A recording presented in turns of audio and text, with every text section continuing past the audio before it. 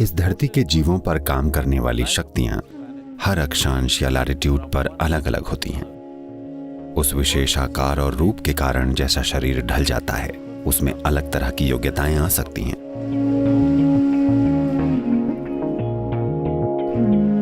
यही वो कारण है कि धरती के संपर्क में रहना हमारी सेहत और खुशहाली का एक बहुत ही महत्वपूर्ण हिस्सा है। मुझे पता है मेडिकल समाज इसका मजाक उड़ाएगा, लेकिन मैं इस पर 100% कायम हूं।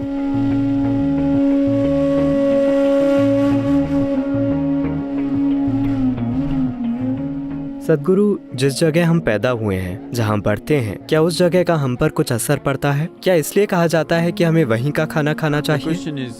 सवाल है कि अगर हम धरती के एक हिस्से में हैं, तो क्या आकाशीय ज्यामिति हम पर एक खास तरीके से काम करती है? विशाल मानव सिस्टम के काम करने का तरीका या गहन मानव सिस्टम ये कैसे काम करता है? बिल्कुल, जगह का इस पर बिल्कुल असर पड़ता है। जगह उन्हें अलग बना देती है। जैसा कि आपको पता है, ऐसा हर जीव के साथ होता है। वो पेड़ और पशु पक्षी जो दक्षिण भारत में बड़े आराम से रहते हैं, वो न्यूयॉर्क स्टेट के आसपास या दुनिया के दूसरे हिस्सों में मुरझा जाएंगे। or in that part of the world.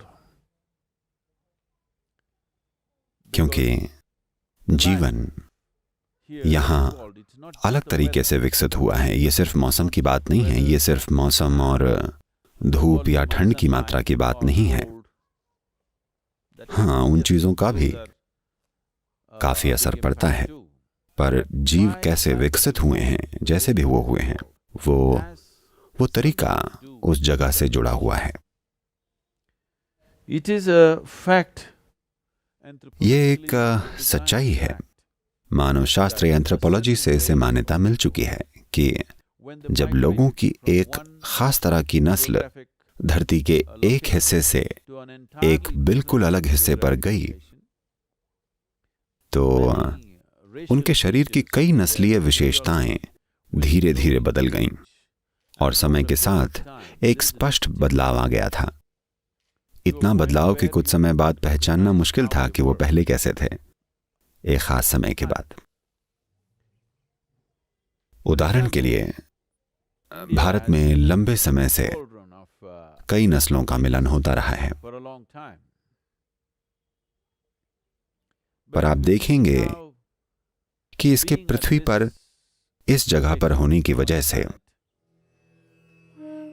हालांकि तापमान, मौसम, इन सब चीजों का असर होता है, पर इसके अलावा उनके इस तरह के भोजन खाने से धरती पर वो कौन सी जगह पर थे, इन चीजों से उनका शारीरिक रंग रूप कैसे बदला है और वो कैसे पूरी तरह से बदल गए हैं, ये काफी अविश्वसनीय है।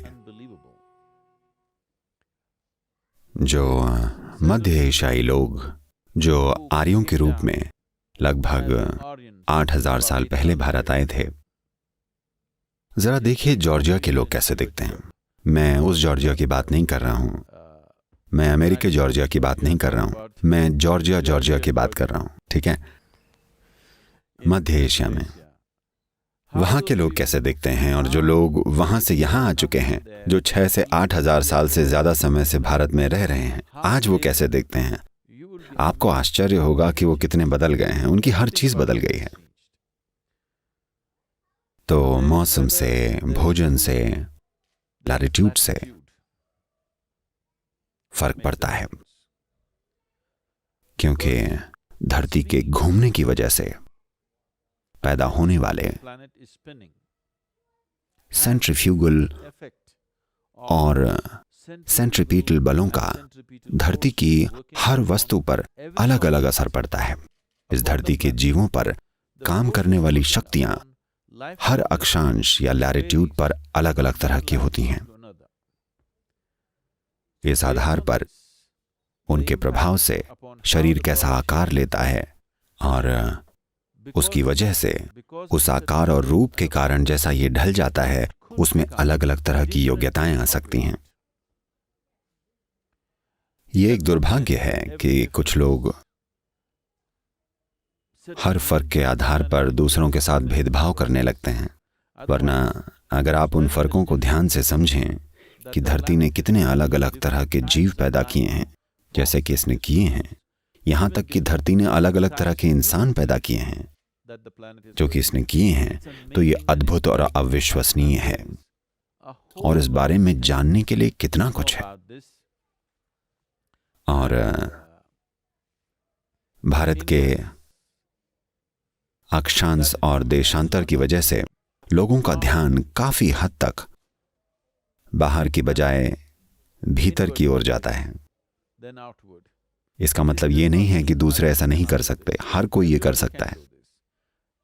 एक सांस्कृतिक विकास भी होता है जो समय के साथ होता है। इसके कई पहलू हैं, पर यह जरूर है कि दुनिया के अलग अलग हिस्सों में होने से शरीर की योग्यता अलग होती है। ऐसा नहीं है कि अगर आप एक जगह से दूसरी जगह चले गए तो अगले 2 सालों में आपकी हर चीज बदल जाएगी। ऐसा जरूरी नहीं है।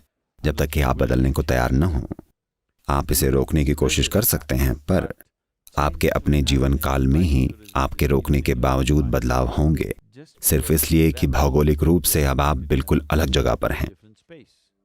इसका अनुमान लगाना बड़ा मुश्किल है, क्योंकि इतना सारा सांस्कृतिक प्रभाव और दूसरे इतने सामाजिक प्रभाव इतने बड़े हैं और ये इतने मिले जुले हैं कि आप वाकई उन चीज़ों को इससे अलग नहीं कर सकते।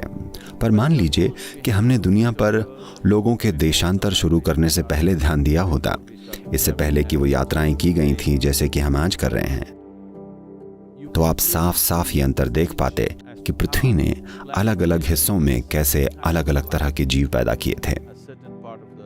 ऐसा हर जीव के साथ हुआ है और बेशक इंसान के साथ भी। शायद आपने भोजन के बारे में भी एक सवाल पूछा था। मुझे आपको ये बताना चाहिए, योग में भोजन के बारे में एक निर्देश है।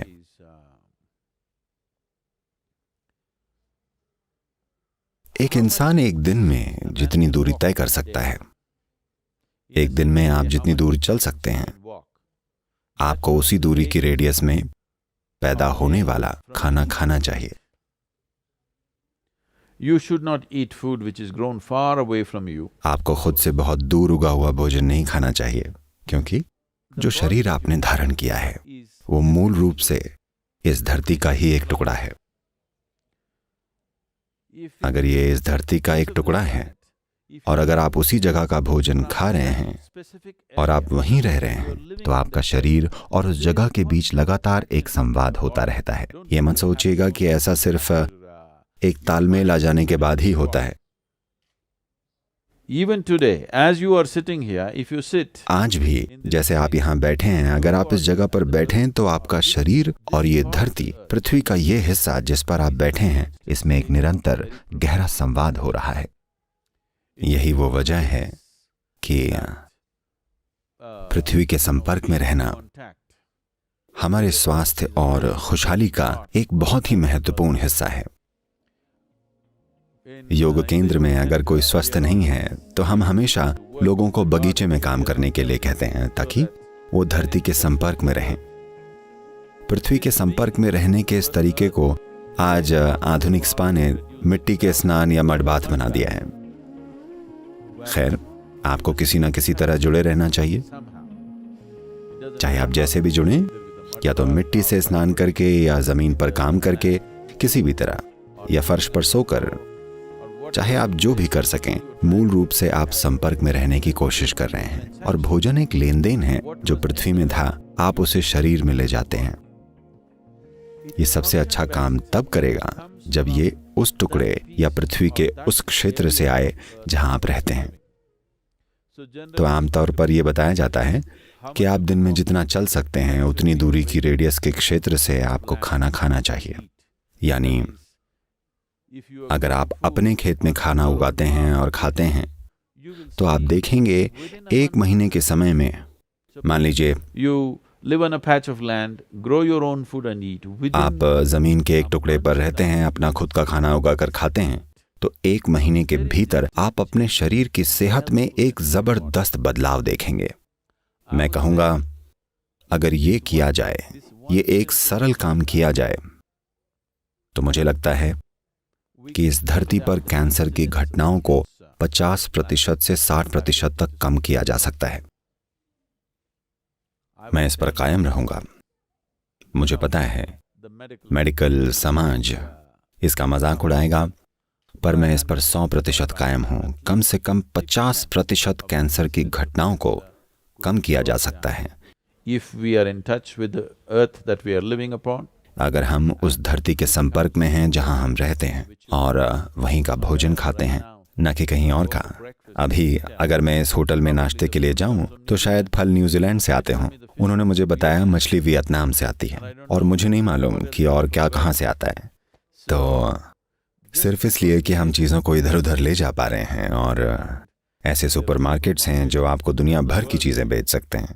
हम ऐसा सुख के लिए ज़्यादा कर रहे हैं, न कि खुशहाली के लिए।